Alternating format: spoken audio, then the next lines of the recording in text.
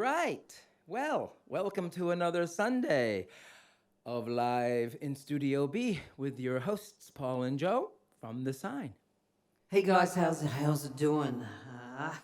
The double. See, Michael Toylan trouble. Yes, it is. Yep. Well. Where's my engineer? Where are you? Where's my engineer? I don't know. Doesn't matter. Up in the mountains, man. Yeah. So today we're going to play a song called Dreamers.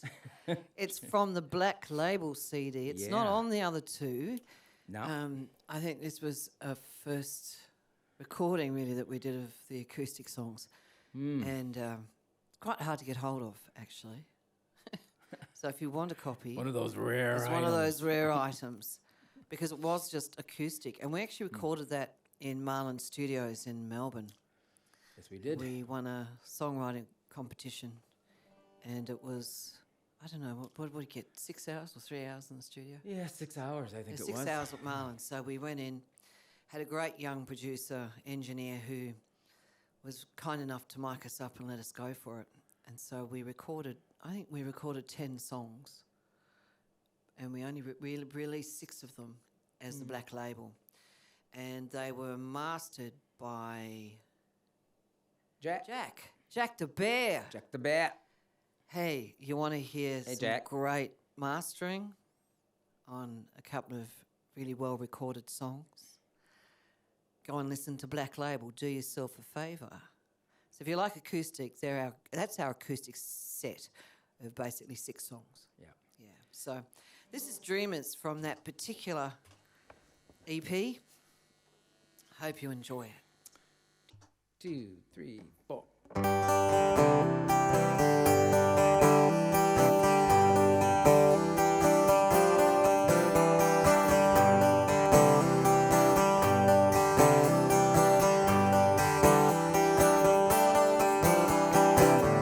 When you've been on the road for a long time, you've been wondering what's going on inside your mind. You remember just a little child now, looking for a time when you can rest down, getting all the troubles off your chest now, seeing your family all together again. I said, I don't dream as always win, it's what I told you now, yeah. I don't dream as win, mama, yeah. Don't dream as always win, it's what I told you now, yeah. I don't dream as win.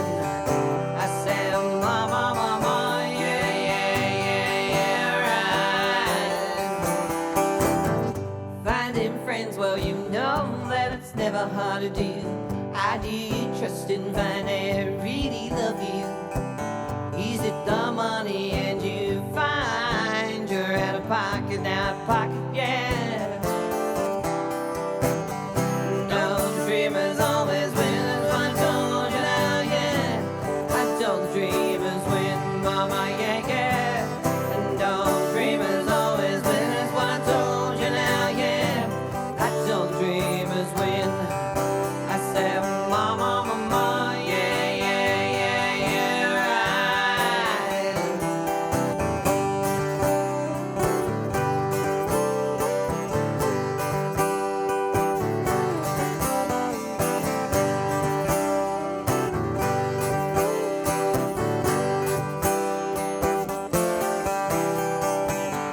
Don't dreamers always win, that's what I told you now, yeah.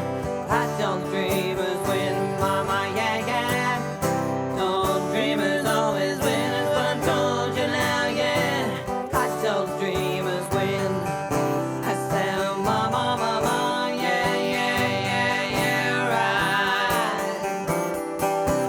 Lovers and dreamers, well, we're standing strong while we're watching poets as they write the songs now. I wish in love, you know, and will never end, never end, never end. No, no, no.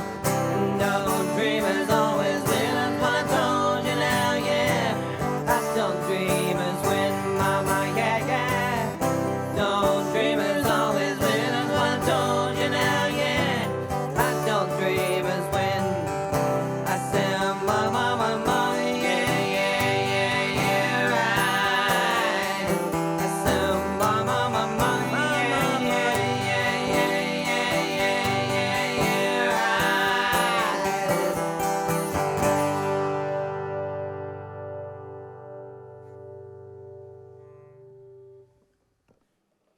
Dreamers. Dreamers. Don't they win? Do they win? Of course they do. Yeah, they always win. So for all our friends in Victoria, listen. It's not a great situation, but it is going to get better. So look after yourselves, do the right thing. Don't get in crowds. Don't get in tiny spaces together, Just lots of fresh air if you must. And stay well. Yeah, you can get over it. You can stop it, You can. You've just got to look, here in Tassie. decrease the rate of infection. Now, I'm not going to be too smart down here because it's possible we will get a resurgence as we take in visitors across the border. So you guys that are coming to visit, do the right thing. We've had 60 days without a new case. Yeah. So come visit.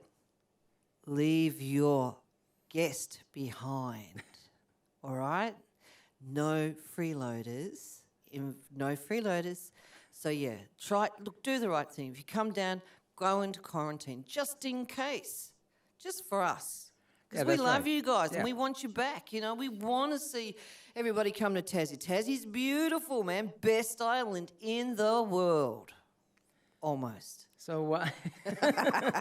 Yeah. Somewhere warmer would be good. Somewhere warmer would be good. Yes. Maybe the Bahamas. So we hope you enjoyed it, and we do have Chris's Corner. So please stick around for Chris's Corner. We're going to be discussing Chris. And what's in his corner? And what's in his corner? Who's in his corner? What his corner has done? And what did his corner do for you? I'm sure it did a lot. And it's going to do a lot more over the next 6 months. Yeah, so looking forward to that. Yeah. So listen in, listen up, and enjoy. So I guess we'll see you next. Yeah. See you in time. 5 minutes. Yes, in 5 minutes. No, we'll see you in a minute, and we'll be back next week with something else. We might actually record our first live show, which is Oh yeah. Sunday down at Frank's, down the Franklin, beautiful place, 1 to 3. It's going to be a pretty laid back afternoon. It won't be hardcore rock, I promise you. We'll be just playing really nice music to eat your lunch by, and would I say that's a lunchtime show? So, yeah, we may record that and throw some pieces your way over the week or over maybe next week. I don't know. We might change the format up of what we're doing. We'll just see how it falls. All right? Okay, so we're out of here, and I will see you all again somewhere, sometime, preferably in the flesh. Bye. Bye.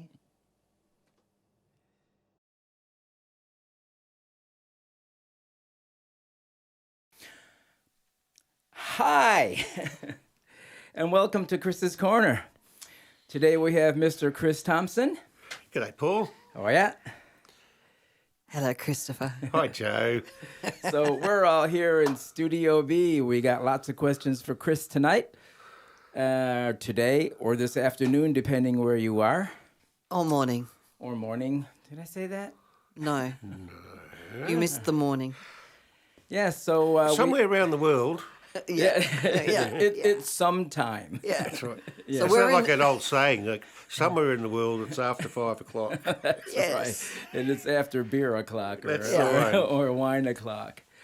So we introduced you to Chris last week, and this week we're going to get into it now, get into some questions, get in the nitty-gritty. So I think I'll ask the first question, and Joe will answer the second question. No, I'm not going to answer She's not it. going to answer any questions. This week, I'm going to ask the first question. Yeah. And Joe will ask the second question. And Chris may or may not answer, depending on, on what happens here. But so let's just jump right in. And the first thing that I certainly want to know, and I'm pretty sure you guys want to know, is what made you want to go into studio recording? How did that start? Well, thanks for having me on the show, guys. I hope I'll be able to give some advice and some tips over our sessions. But look, I suppose that's a really basic first question, isn't it? What made me get into being a sound engineer? Exactly. Well, I guess when I was at high school, I was probably about 15 years old, and one day I came home from school and a new family had moved in across the road, directly opposite my parents' house. A new family called the Cohens had moved in across the road. I came home from school one day and I could hear someone banging the drums in the house across the road. I also had a set of drums at the time set up in the garage. One of my favourite things was to come home from school, after school, and play my drums along with my favourite records. And to sort of give you an idea of the period in time, it was around the time that Led Zeppelin 2 first came out. I used to love coming home from John school. Bonham. I used to come home from school and put my headphones on and bang away on my drum kit. Of course, I'd never be able to learn to play like John Bonham, but I thought it was a great fun. Also, when I was at school, I was only a little kid. I wasn't very tall. I was pretty skinny, and all the big jocks would, play football and basketball and all these, really active sports. And every time I tried to do sport, I used to basically get beaten up or jumped on or pushed out of the way. And I discovered, in my teens that one of my favourite things to do was to listen to music or even try and play music. I was never a very good drummer, but I learnt to play. I had lessons in learning to play drums, and some of my friends at school played guitars. Right. So we sort of gravitated to becoming a high school band. We'd do a few Creedence Clearwater covers, and once a month or so, we'd play it as a support act to the local school dance that was on. Getting back to the story about hearing drummers playing from across the road, I soon discovered that the new family across the road, the Cohens, they had their son was named Anthony, or Tony Cohen. He was a year and a half younger than I was, but he was the same. We didn't go to the same school, but we both we became very firm friends as teenagers. We both had an enduring love of music. Right. And not just loving music like a fan does. We really loved it. We wanted to know how to make it, how to play it, how to record it. Very interesting. And we would sit around for hours, and like I said, we weren't interested in sport. We were much more interested in music. And so a typical weekend for us was locking ourselves in Tony's garage and listening to as many Pink Floyd, Led Zeppelin and Rolling Stones records. Of course, our greatest love ever was the Beatles. Yeah.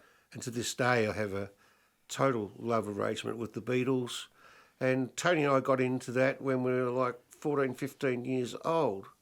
So I guess the main inspiration for me to get into a career as a recording engineer was because of the great times I had with my friend as a kid, just listening to music. And we would listen to the Beatles' White Album and discuss it for hours about, what was that sound and how do they do that vocal arrangement and what an interesting backwards organ sound that was.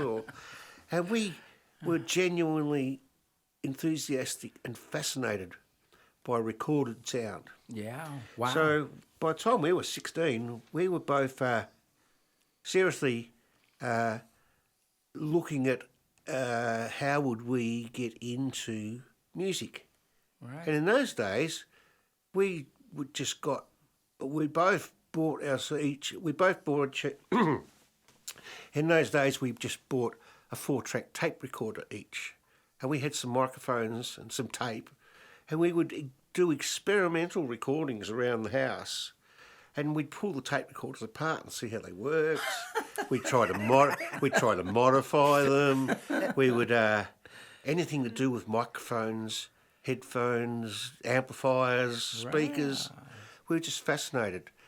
So that's how I personally, Yeah. but also how one of Australia's greatest ever producers, Tony Cohen, that's how we both decided we wanted to become sound engineers when we were teenagers. Wow. Amazing See, story. Yeah. now, see, there's a backstory you wouldn't have known. Yes. But how did you find out about recording studios? Which This is, studio was the Well, first for you? I think the interest in recording led to us to find out how you used to make recordings. And in those days, well, to this day, we had recording studios. The equipment in a recording studio in those days was terribly expensive. It was all analogue. And making records in those days had enormous budgets. It's been rumoured that some of the great albums made in the 70s cost $1 million in studio fees alone. Yeah, absolutely. You know, a mixing console just on its own would cost $1 million. Wow. And so much heat would come off them in the recording studio. You needed special air conditioning. So a recording studio had to be soundproofed, really well air conditioned, and be able to supply mammoth amounts of power to these old analogue devices. Sure. But we soon discovered that there were many recording studios in the 70s. So you were in Melbourne then? I was in Melbourne. Yeah. Tony was in Melbourne. Yeah. And I remember I went along. In those days, we used to have things called careers nights. And so this would be like, well, we call them high school, but you would call them College. When you come out of college, you would choose to go to university or take up a trade if you wanted to be an electrician, Yeah, right. or a mechanic. And the schools would put on these nights where they invite some of the bigger industries to come along, and they would pitch careers at college kids, high school graduates. Right. And I would have been about 17. I went to one of these nights, and they had the Air Force, and they had various university degrees, and they had public service, and they had apprenticeships. And there was one company representing there called the ABC, the Australian Broadcasting Commission. In those days. It became a corporation later. But that was the Australia's national broadcaster. Right. And so I had a word to them, and they said, well, we take on trainee technicians every year. So once you've finished high school or college, why don't you come and see us, and we can offer you a 3-year course. And seeing you've expressed a desire to get into sound recording and music studios, we'd be able to offer you a really good training course, and you could become a recording engineer with the ABC. Wow. So I immediately went and told my friend Tony that there were courses available, and that it would be great if we could get some work experience in a recording studio as two young teenagers. And through various contacts, through Tony's dad, he knew someone that was involved at the Armstrong recording studios in South Melbourne, one of Australia's oldest studios. And Mr. Armstrong himself used to be a specialist in jazz and big band recording. And so he had a very well-established studio in Bank Street in South Melbourne. And via a friend of Tony's dad, he got Tony work experience for a week at Armstrong Studios.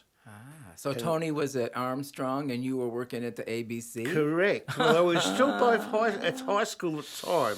Wow. Tony, so we both did work experience at these two organisations. So we learned a lot about mixers and microphones and tape recorders and all these things. Right. So after Tony had done work experience at Armstrong's, he left high school and went and took a job as an apprentice sound engineer with that studio. Right. So amazing senior engineers in the country in those days, Ernie Rose, and many others, too many to go into now. They trained Tony at Armstrong's. In the meantime, I left high school and went to work for the ABC and took that 3-year sound engineers apprenticeship, which included all the... they took a lot of training from the BBC. So to be a sound engineer in those days, you had to be able to read music, like full scores. Yeah, right. Because while you were mixing, especially as I started off working with orchestras and big bands, you'll be mixing as it's going live to tape. There weren't enough tracks available to separately track everything. So you would have the score in front of you, be reading the score, and you'll see, right, the woodwind section takes over here, and you would push those microphones up. Right. And I even had a page turner, like they do on For a concert pianist, who would turn the page, and I would be sitting there, and there'd be a producer at one end of the console trying to give me some cues. But probably the best thing to do is to watch the music to see when it was exactly going to happen. And so you had to read and write music. You had to know every type of microphone that had ever been invented. Wow. Now, in the mid-70s, it's probably only 1,000 or so. There's many more these days, but it's quite funny. All the microphones that were totally relevant when I first trained in the mid-70s are still the exact same microphones we use today. Yeah, right. And so the really good microphones, they still make them. The really good ones are much more expensive than they were than in those days. And as we know, certain microphones can cost over $10,000. Yeah, try and find a U87 or U47. Yeah, or a C12. Or A C12, yeah. Yeah. This is secret code, by the way. If you tune in next week, we'll start explaining We'll what all talk- the numbers mean. That's right. We'll give you the codes. Well, that's good because I want to know that too. That was compulsory. That was part of the course. And so not only did you learn the names of the brands and the specific numbers of the microphones, but you'd then find out what type of microphones were used for what kind of instruments and what the difference between a microphone you use on a drum versus a microphone you use on a flute or a vocal. So we were trained by other really experienced people, and by the time both of us were 19, we were qualified sound engineers, or let's say 21, because the first couple of years we might have been a bit rough. But Tony was making records well before he was 20. Wow.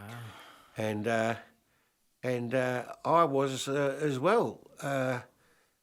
Although I wasn't in a commercial recording studio, we were recording symphony orchestras, big bands, and then not long after I started recording some bands for a guy. There was a guy by the name of Chris Winter, who had an analogue radio show in Sydney called Room to Move.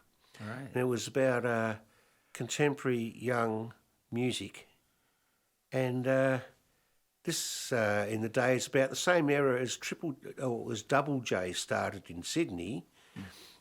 Chris Winter had this Room to Move radio show. And What I want to know first, though, going back to when you started, did you have to wear the white lab coat like they wore at the studios in England? like in Abbey, BBC. so The BBC. Like the the tech- BBC, BBC. Abbey Road, yeah. the technicians of the BBC and at Abbey Road Yeah. used to wear white technicians' coats. That's Yes, right. I did. Now, the time when I came into it, think about the times of Fleetwood Mac having their first big single. We didn't have to wear the lab you coat. But I'm serious. When I first started at the tie? ABC, I had to wear a tie. Oh, yes, tie and shirt. This yes. this time passed quite soon after I joined the ABC. But the white lab coats, the technicians would wear them. So the guys that would come in to fix the TV cameras and the videotape machines and and amplifiers when they blew up and things. These guys all wear the They were. with a little red ABC logo on the shirt pocket. And Did they have the pen protector is in the had pocket? the pen protector, and they had those glasses that flip down with the big magnifiers on them. Fantastic. Yeah. So in those days, in my first 6 months, I would have been about 20 years old at the ABC. This contemporary radio show started up in Sydney, and there was a girl named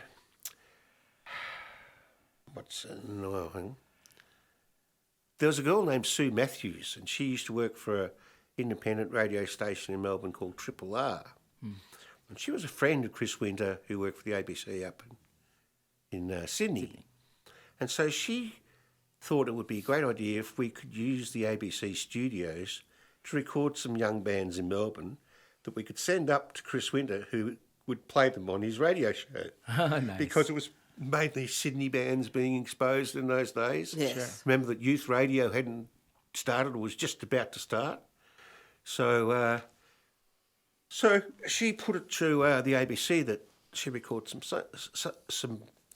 some music at the ABC studios, which were based at the ABC TV studios in Elsternwick in Melbourne. And so she would organise, I'm not sure how she did it, for bands to come in, and we would record 3 songs live in studio and send them up to Sydney so that they could be played on Chris Winter's radio show. Wow. And so within me starting there, within 6 months, we had one of these shows that Sue had organised and had been approved by the ABC. And Right. so the very first band I ever recorded, I guess officially, at the ABC studios was Paul Kelly and the High Rise Bombers. Wow. And this is right back when Paul had just come to Melbourne and they were just getting their very first band established. Well, so what I want to do now is I think we're going to end it there. And next week, see, this is so we can keep you watching all that. We're going to bring you back. Well, We're going to bring you back. Will I tell the secret inside story? Yeah, that's what Paul Kelly's first recording. Yeah. Yes, Yes. that's what we're going to look forward to. And it's very relevant because Paul Kelly, via Stuart Coop, has just released a new book.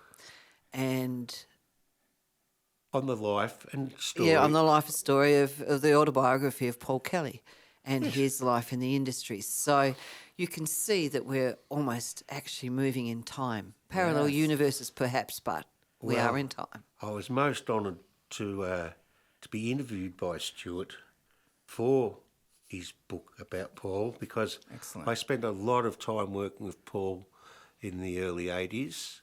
Well, right through his whole career, really. From the beginning, really. Yeah, really, right from the beginning. His first ever band.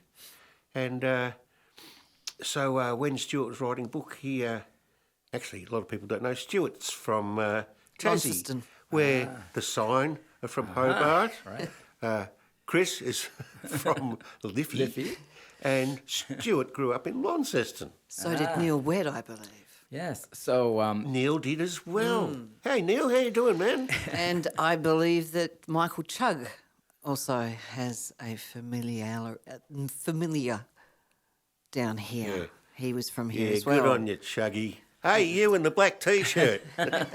So hopefully you guys will visit us next week, and we'll continue on with the story. So we thank you, Chris, and we'll pick up on that next week. And hope you guys are here and enjoying the show. Cheers, everyone. Okay, see you next week. Don't dreamers always win, is what I told you now, yeah. I don't dreamers win, mama, yeah, yeah. Don't dreamers always win, is what I told you now, yeah. I don't dreamers win. I said, mama, mama, yeah, yeah, yeah, right. Finding friends, well, you know that it's never hard to do. I do.